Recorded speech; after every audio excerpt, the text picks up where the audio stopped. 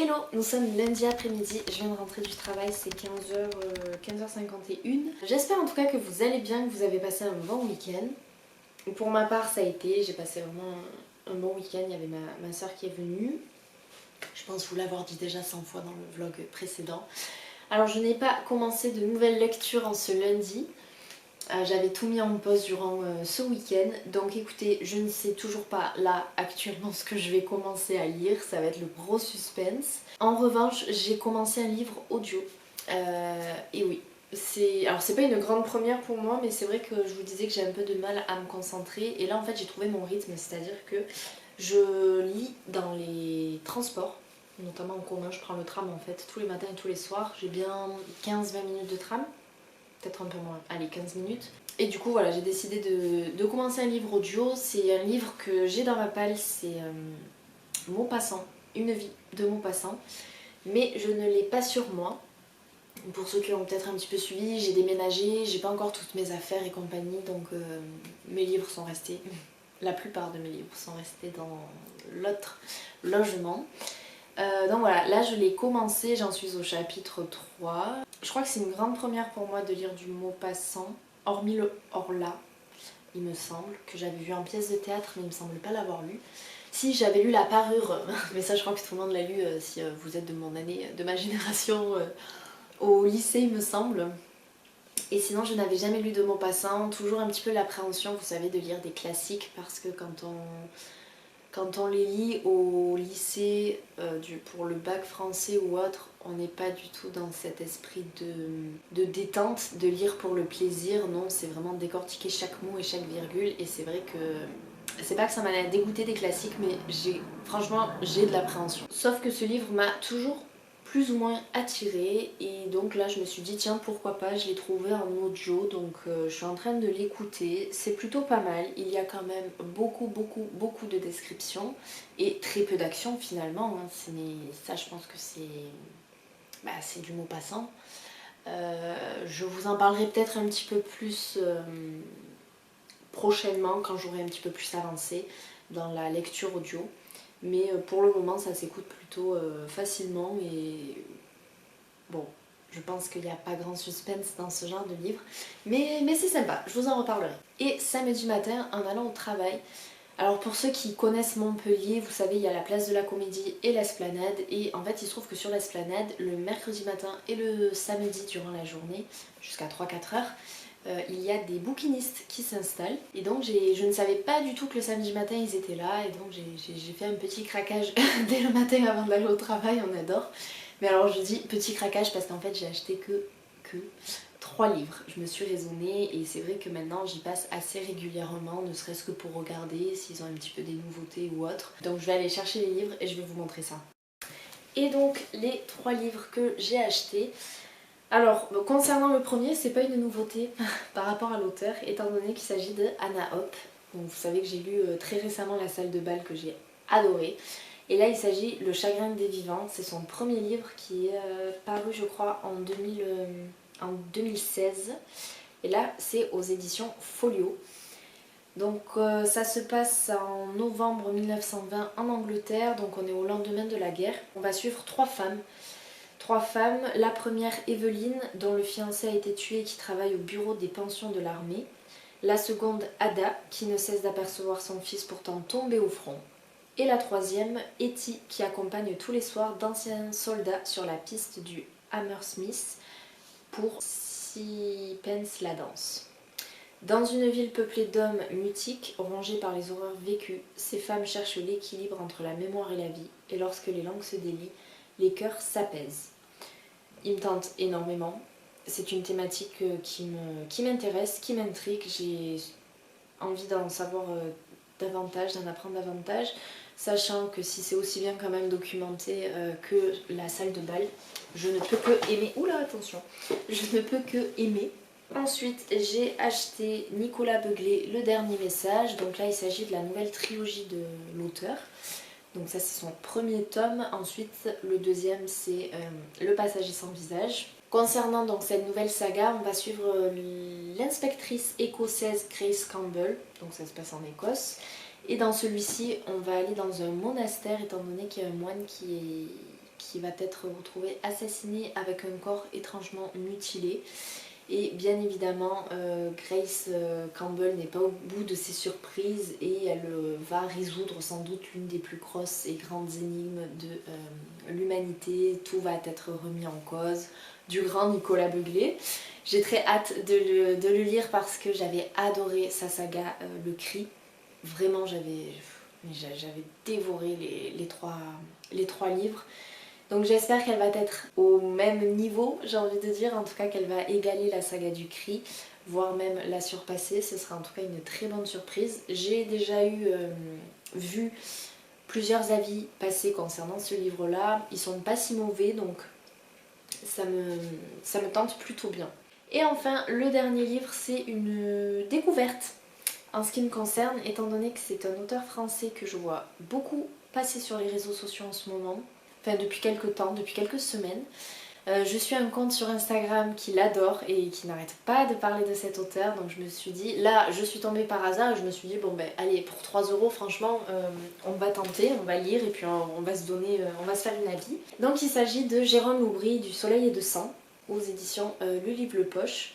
Je connaissais un petit peu cet auteur, mais après c'est vrai, voilà, je n'ai jamais lu de ses livres. Donc il s'agit d'un thriller qui va se dérouler en Haïti en 2009. Apparemment il y a des couples qui vont être retrouvés assassinés dans leur chambre avec, pareil je crois, des corps mutilés. C'est pas la première fois il me semble, il y a déjà une série de crimes. Voilà, c'est la deuxième fois que ça se passe en une semaine. On va aussi parler apparemment de corruption, de trafic d'enfants, et le tout va nous amener vers un orphelinat qui est fermé apparemment depuis près de 20 ans. Bah écoutez, je sais pas si je vais pas commencer par celui-ci d'ailleurs, ma prochaine lecture, parce que il me met l'eau à la bouche. Franchement, orphelinat, tout ça, apparemment on va peut-être avoir un saut dans le passé s'il est fermé depuis près de 20 ans. Bon. J'ai très envie de le lire et je pense que ça va être ma prochaine lecture.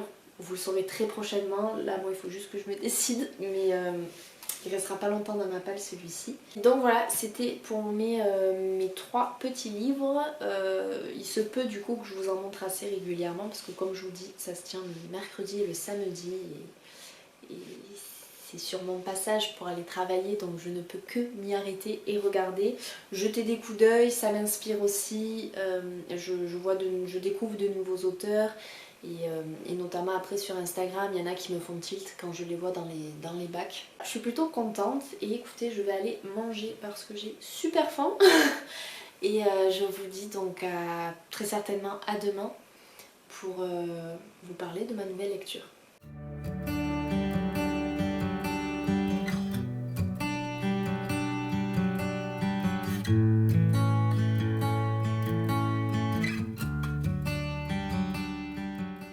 Nous sommes mercredi matin et je voulais vous parler de la lecture que j'ai commencée lundi soir, mais un petit peu plus hier.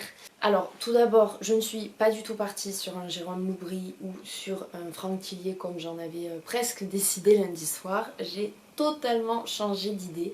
De base, je voulais lire L'amie prodigieuse de Elena Ferrante. C'est un livre qui date de 2011 il me semble, donc j'arrive toujours après la guerre, mais j'en ai entendu beaucoup parler, beaucoup en bien, en tout cas de ce premier tome parce qu'il me semble qu'il y en a 4. Donc je me suis dit, allez, je vais me lancer, il est dans ma palle, j'ai bien envie de lire cette histoire-là. Sauf que j'ai été un petit peu refroidie par l'index des personnages qu'il y a au début de l'histoire, qui fait quand même une page recto verso, alors certes en format poche.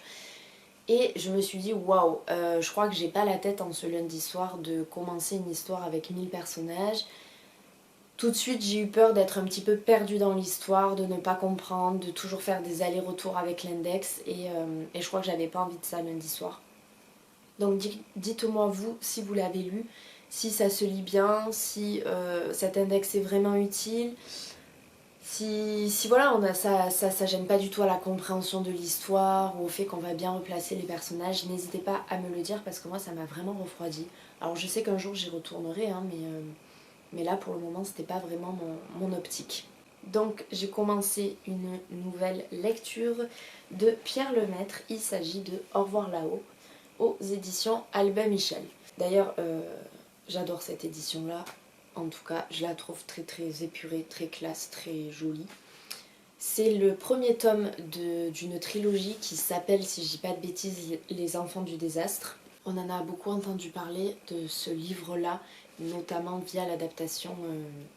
Alors au cinéma, j'en suis pas sûre, mais en film, oui, forcément. Je pourrais pas vous dire non plus le nom du réalisateur, bien qu'il soit hyper connu. Désolée pour les cinéphiles s'il y en a qui passent par là. Je n'ai pas vu le film, bien qu'il ait été primé, il me semble, par des Césars, parce que je voulais lire de base d'abord le livre et ensuite voir le film. C'est un livre que je relis, en tout cas le début je le redécouvre étant donné que je l'ai lu il y a 1 an et demi, 2 ans. C'était l'été et honnêtement c'était pas une lecture pour moi l'été. L'été j'aime bien lire des choses un petit peu plus cool et comme vous l'aurez deviné, Au revoir là-haut, c'est pas très chouette comme histoire, comme ambiance. Donc je l'avais mis de côté et 1 an et demi après j'y reviens. Donc pour le moment, j'ai lu 134 pages.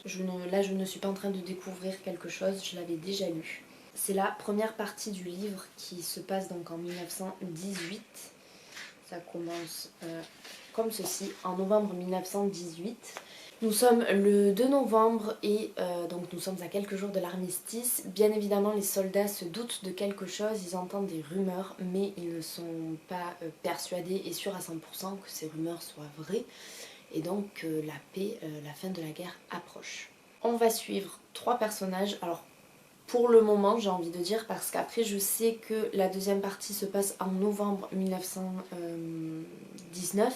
Alors en fait ça commence là en novembre 1918 mais on avance dans les mois, ce n'est pas figé en novembre. Pour le moment on suit 3 personnages. Il s'agit de Albert Maillard qui est un soldat, qui est devenu soldat en tout cas pour la guerre.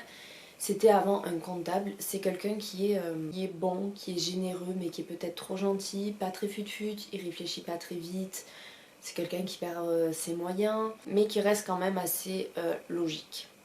Il se met dans des situations improbables, impossibles. Et c'est typiquement le genre de personne qui se dit à lui-même comment est-ce que j'ai pu survivre plutôt à 4 ans de guerre. Voilà, à peu près le genre d'homme que c'est. On va suivre également Édouard Péricourt, qui est donc lui aussi un soldat, qui lui vient d'une famille un petit peu aisée, avec beaucoup de relations. C'est quelqu'un qui a toujours créé des scandales au sein de sa famille, que son père a toujours pu camoufler, grâce à l'argent notamment. Et c'est quelqu'un qui est passionné de dessin, d'ailleurs dans les tranchées, il dessine énormément, il a toujours un carnet sur lui. Et enfin, nous allons suivre, pas vraiment, mais en tout cas pour le moment il est quand même dans l'histoire, le capitaine Pradel. Le destin de ces hommes vont être liés parce que Pradel a voulu tuer Albert, qu'ils étaient en fait sur le terrain en train de se battre contre les Allemands. Pourquoi? Parce qu'Albert a vu quelque chose, a compris quelque chose qui va grandement déranger. Donc pour couvrir ses arrières, Pradel a voulu tuer Albert en le poussant dans un trou d'obus. Et alors qu'il est sur le point de mourir, parce qu'en plus il est enseveli sous la terre suite à l'impact d'un deuxième obus, c'est Édouard qui va le sauver. Un petit peu par hasard, j'ai envie de dire. Il suit son instinct, en tout cas parce qu'Édouard est touché à la jambe. Donc ça va être quand même compliqué pour lui, mais il décide de sauver Albert, alors qu'ils ne se connaissent pas vraiment. Certes, ils sont dans le même régiment, j'ai envie de dire, dans les mêmes tranchées, mais ils se connaissent pas vraiment. Ils se sont vus de vue, ils se sont croisés, dit bonjour, mais sans plus. Ils ne se sont jamais parlé. Et pourtant, il le sauve, et ce, au péril de sa vie, parce qu'en fait, il va garder de très très grosses séquelles de ce sauvetage, alors qu'Albert va en sortir quasiment indemne. À partir de là, Albert va tout faire pour soigner Édouard, pour l'envoyer, pour le faire sortir en fait de l'hôpital et l'envoyer dans un centre spécialisé pour de la chirurgie. Et Albert va aussi essayer quand même de sauver sa peau vis-à-vis du lieutenant Pradel, étant donné que Pradel sait qu'Albert s'en est sorti finalement. Donc ça résume à peu près les 130 pages que j'ai lues, bien qu'il se passe des choses après. Je peux pas vous en dire plus, bien que le livre fait 540 pages, mais c'est surtout que je ne sais pas après comment ça va se présenter, étant donné qu'on passe en novembre 1919. Est-ce qu'on va réellement suivre ces 3 personnages-là ou pas? En tout cas, le récit est introduit avec ces trois-là. Donc pour le moment c'est pas une grande découverte, c'est juste des piqûres de rappel. Mais j'ai eu la même impression il y a 1 an et demi, j'aime la plume de l'auteur. C'est le premier livre d'ailleurs que je lis de Pierre Lemaitre. Je peux dire que j'aime l'histoire, bien que ce soit quand même un thème assez difficile, parce qu'il n'y va pas de main morte.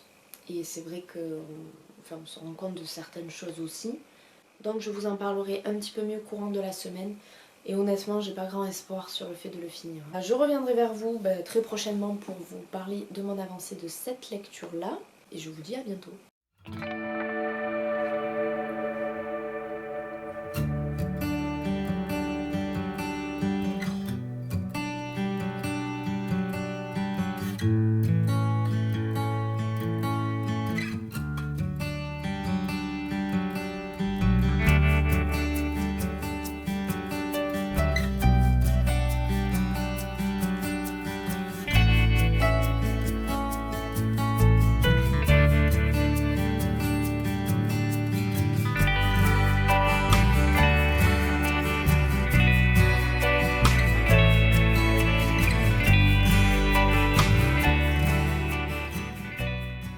Hello, nous sommes dimanche et je voulais vous parler de la lecture que je viens à peine de terminer, la lecture audio de Une vie de Maupassant.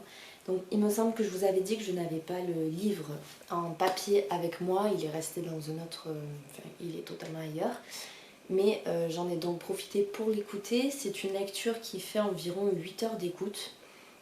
Et il m'a fait une semaine parce que, alors c'est vrai que quotidiennement j'ai un petit peu de trajet en tram, ensuite je l'écoutais en préparant à manger, en me douchant, enfin dès que j'avais un petit peu du temps libre, je le mettais en fond et ça a été très agréable. Dans cette lecture, on suit Jeanne Lepertus qui est une jeune fille de 17 ans et on la découvre en tout cas le jour de sa sortie du couvent de Rouen. Donc ses parents, le baron et la baronne, viennent la chercher et ils repartent tous trois dans la campagne de Normandie, dans leur domaine familial qui s'appelle les peuples. Donc ils sont issus de l'aristocratie et l'argent n'est pas un problème pour eux, on va dire qu'ils coulent à flot, ils sont très dépensiers, ils ne regardent pas du tout à la dépense et ils vivent une vie très tranquille. Jeanne a été mise au couvent à partir de ses 5 ans, sous la décision de son père, donc le baron, qui voulait pour elle la meilleure éducation possible et surtout la plus complète. C'est une jeune fille qui est très rêveuse, qui a une joie de vivre, qui s'enthousiaste pour un rien, qui est émerveillée par la nature. Elle se sent libre dès sa sortie du couvent et pour elle sa vie commence véritablement ce jour-là et je pense que c'est pour ça que l'auteur a choisi de nous introduire ce personnage à ses 17 ans et de ne pas nous retracer toute sa vie depuis le berceau. C'est une jeune fille qui est également naïve et qui est ignorante de la vie. Elle a encore parfois un petit raisonnement enfantin, j'ai envie de dire. Et comme toute fille de son âge, elle rêve du grand amour, elle rêve de se marier et de vivre, j'ai envie de dire, d'amour, de nature et d'eau fraîche. Ce jour-là va pas tarder à arriver étant donné que le curé du village introduit à la famille le vicomte de la Mare, il s'appelle Julien. Et très vite, il va nouer des relations auprès du baron et de la baronne. Il va également passer des après-midi avec Jeanne à discuter, à marcher, jusqu'au jour où il va lui demander sa main. Donc le mariage se passe et ensuite ils vont faire leur voyage de noces en Corse pendant 2 mois. C'est un voyage qui va radicalement changer la vie de Jeanne. Et à partir de là, sa vie va n'être que désillusion, déception, trahison. Et Jeanne va sombrer peu à peu dans une mélancolie profonde. Ça ne va plus du tout être la rêveuse qu'elle était. Elle va perdre de sa joie de vivre, de sa bonne humeur. Et elle va s'enfermer dans une vie totalement monotone. Très vite, on va voir le vrai visage de Julien. C'est quelqu'un qui est avare, qui est là que par intérêt, qui est très mal éduqué et qui aime un petit peu trop les femmes. Les années vont s'enchaîner et notamment le récit est marqué par le changement des saisons qui est très important en fait dans le récit, tout comme la nature. Il y a 2 saisons notamment qui reviennent le plus souvent. Nous avons le printemps qui est quand même le symbole un petit peu d'espoir par rapport à Jeanne, où parfois elle peut retrouver un petit peu de joie, de bonheur. Et ensuite nous avons l'hiver, la saison de l'hiver qui elle est totalement opposée, c'est synonyme de drame, de révélation, de déception, vraiment de mélancolie. En fait, ses parents, en la mettant au couvent, ne lui ont pas du tout rendu service en pensant qu'elle allait être heureuse et qu'elle allait avoir la meilleure éducation parce qu'elle n'est absolument pas préparée aux épreuves de la vie, elle ne connaît vraiment rien à la vie. Et donc, si vous voulez, Jeanne est dans l'attente de cette vie qu'elle a rêvée à 17 ans. Elle est dans l'attente de cette vie-là qui ne va jamais arriver parce qu'alors c'est vraiment tout son contraire, mais elle attend. Et au lieu de rebondir sur des épreuves douloureuses, au lieu de s'affirmer, elle le laisse faire, elle ne s'impose pas, elle ne dit rien. Et c'est pas elle devient faible, mais elle n'a pas de force de caractère. Ce n'est pas du tout l'héroïne qui va prendre son destin en main, qui va faire changer les choses, qui va se révéler être une femme forte, bien que marquée par la vie. Non, elle c'est vraiment tout le contraire, elle devient mélancolique et elle va se concentrer en fait à l'éducation de son fils, elle va donner tout son amour en fait à son fils et le reste n'importera guère. C'est un roman qui est quand même assez touchant, bouleversant par rapport à la vie que mène Jeanne, bien que Jeanne peut être du coup exaspérante par son caractère. Parfois j'avais vraiment envie de la secouer, mais nous sommes en 1919 et bien entendu la société est une société patriarcale et ça Maupassant nous le décrit très très bien dans ce roman qui est très réaliste. Il met en avant la condition des femmes en fait dans cette société du 19e siècle. Et c'est une thématique qui me semble qui est assez récurrente dans ses œuvres d'après ce que j'ai pu lire, étant donné que Maupassant a été élevé seul par sa mère et donc il a été marqué en fait par la condition de sa mère en tant que femme dans cette société-là. Donc c'est vraiment un roman que j'ai apprécié et je pense que la lecture audio y a fait pour beaucoup parce que c'est un récit où il y a très peu de dialogue, en tout cas du dialogue direct, et il y a énormément de descriptions. Je suis pas vraiment fan de description, notamment lorsque c'est de la description de mobilier dans les détails, les pieds de la chaise, le rembourrage de la chaise aussi, ou les décors de la tapisserie. Tout ça en fait je pense que si je l'avais lu dans le livre papier, je me serais peut-être lassée, j'aurais déconnecté aussi en fait, j'aurais lu sans savoir vraiment ce que je lisais.